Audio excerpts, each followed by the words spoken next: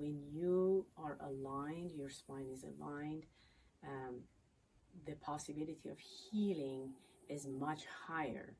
And also, if you have some microdoses of medicinal mushroom, it's going to really help open the nervous system and to the possibilities of healing.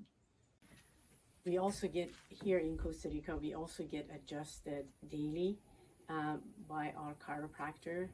So in his chiropractic technique, he has a technique that he puts a strap on your neck and he pulls it very strong while someone's holding, there's a belt connecting you to this bar, and someone's holding this bar, and you basically, your spine gets completely aligned.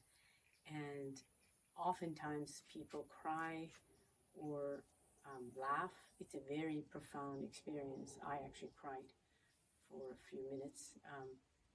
It's kind of like very emotional. I think it taps into your emotional body.